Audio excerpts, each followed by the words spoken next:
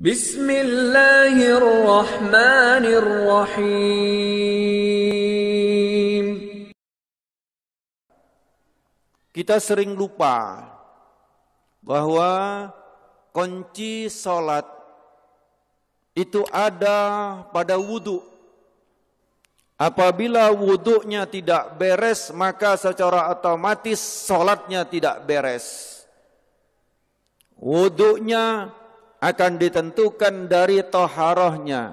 Kalau toharohnya tidak beres, maka wudunya akan tidak beres dan salatnya juga akan tidak beres. Rasulullah sallallahu alaihi wasallam dalam satu hadis beliau menyampaikan supaya berhati-hati di dalam buang air kecil. Kenapa? Karena azab kubur yang paling banyak itu adalah al-lisan dan buang air kecil. Bagaimana cara kita untuk supaya kencing itu benar? Supaya kencing itu tuntas, supaya kencing itu bersih daripada hadas. Bahwa seseorang yang toharoh sering sekali keliru. Kenapa keliru? Karena ngambil gampangnya, ngambil mudahnya, yaitu kencing berdiri. Bapak-bapak sering kencing berdiri, tapi ibu-ibu kencingnya jongkok. Nah, pada kesempatan ini saya ingin menyampaikan bagaimana cara kencing yang benar, kemudian hubungannya dengan kesehatan. Kalau seseorang yang kencing berdiri, bisa saya pastikan dan saya sudah uji coba, ternyata masih ada sisa. Di saat seseorang buang air kecil dia berdiri, maka posisi klep seperti ini. Ini, ya toh? Seperti ini. Panjang, ngapunten, di dalam masjid, tapi karena ini kedokteran harus saya sampaikan. Untuk perempuan kantong kencing, terus kemudian ada namanya uretra, saluran yang keluar, itu panjangnya 1 sampai 3 cm untuk yang perempuan. Jadi sangat pendek. Tetapi kalau untuk yang laki antara 5 sampai 7 cm. Jadi panjangnya uretra, kalau dalam bahasa kedokteran disebut penis, atau bahasa Indonesia itu yang dinamakan burung, ya toh. Ini panjangnya adalah 5 sampai 7 cm. Nah, dari 5 sampai 7 cm itu klepnya ada di pangkal. Jadi bukan di ujung. Bukan di ujung daripada burung atau penis tadi, yang ini tadi bukan di ujung. Tetapi di pangkal. Jadi di kantong kencing, di pangkalnya itu inilah tempat klep. Pernahkah kita bertafakur tentang klep? Siapa yang membuka dan menutupnya? Hanya Allah Subhanahu wa taala yang memelihara kita. Kalau seandainya dibuka terus, Pak, celek, buka terus, gimana kira-kira kita? Ngompol semua, Pak. Atau sebaliknya, kalau seandainya nutup enggak buka, gimana kira-kira? Kita enggak karu-karuan, Pak. Enggak usah lama-lama, 1 hari saja nutup enggak karu-karuan. Bagaimana cara toharoh yang benar? Cara toharoh pertama, cara kencing yang benar adalah hendaklah jongkok. Siapa yang mengajarkan kencing berdiri? Itu adalah ibu-ibu. Kenapa? Kalau anak kecil, waktu kita masih kecil ya, kalau anak perempuan disuruh jongkok. Tapi kalau anak laki dipegang ketiaknya, atau bahasa Jawanya keleke, pegang, benar enggak Pak? Jelek begini kan, disuruh kencing berdiri. Bahkan kadang-kadang anak-anak kalau ada yang kencing jongkok dibilangi, oh kayak anak perempuan. Kencingnya kayak anak perempuan. Ini satu ajaran yang perlu kita luruskan.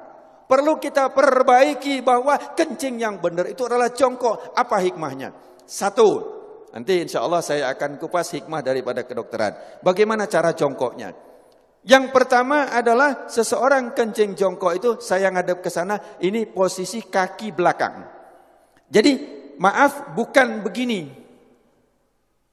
Bukan kaki ini rata, tidak, bukan begini. Ini. Tapi adalah dengan cara, ini saya tunjukkan ke belakang, dengan cara kaki kiri di belakang, gini, kemudian ini, apa bahasa Indonesianya apa ini? Bokong atau pantat, ngapunten ya di masjid ya, tapi saya sampaikan nggak apa-apa ya. Ya, ini terus kemudian diletakkan di sini. Nanti saya ngadep ke sana yang ini. Ini jadi seperti ini. Monggo, kalau ada yang langsung praktek nggak apa-apa, karena belum tentu bisa. Ini. Terus kemudian saya ngadep ke sana. Kaki kanan berada di depan. Celak, ini tadi di belakang. Ini.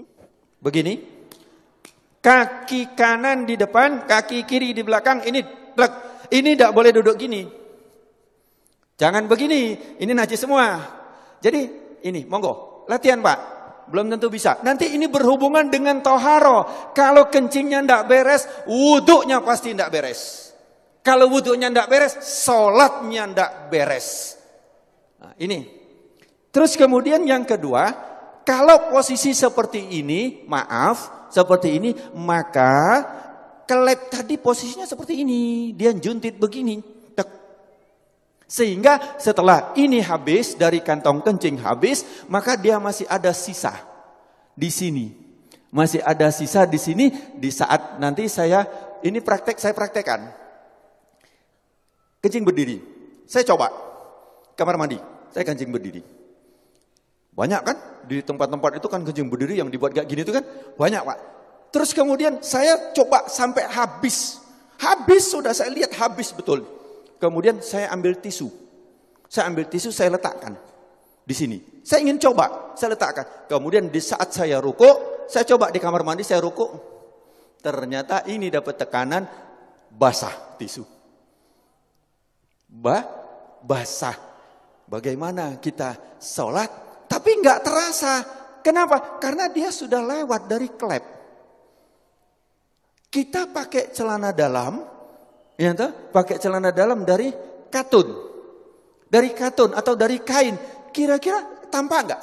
Nggak tampak, tapi celana dalam kita basah dari urin. Najis nggak celana dalam kita? Bagaimana sholatnya? Bagaimana wuduknya? Ini yang kita lupa. Bagaimana cara benar yang benar? Jadi satu tadi jongkok. Kemudian yang kedua, posisi pundak. Ini pundak kita. Ini bukan lurus. Kalau lurus dia masih segini, maka dijatuhkan. Ini dijatuhkan. Jadi ini seperti ini, bukan lurus begini. Bukan lurus. Tetapi ini jangan gini. Ini jangan. Nah, gini duduknya enak banget. Ini kemudian dijatuhkan. Nah, di saat dijatuhkan itu, maka posisi kelep tadi yang seperti ini, dia akan turun ke bawah. Dia akan turun, akan ngadep ke bawah.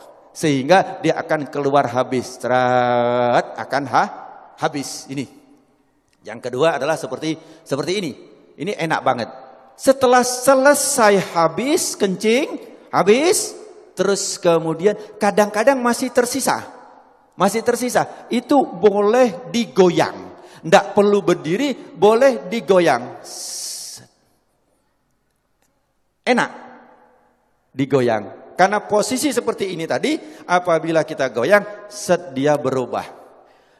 Dia akan keluar lagi. Jadi cukup ini saja.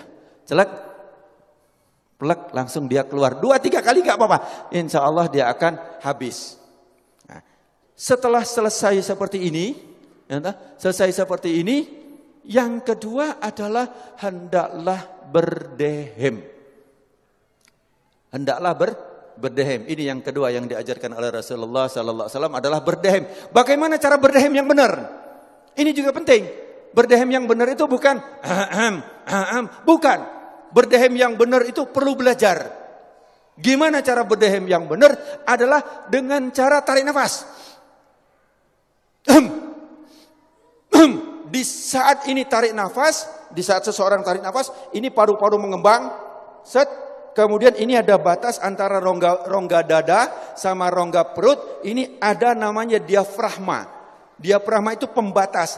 Di saat seseorang narik nafas, itu seperti mangkok atau piring atau cakram, di mana dia akan lurus. Jadi diafragma di saat kita narik nafas, naik ini, lurus. Terus kemudian di saat kita hentakkan, dia akan cas begini.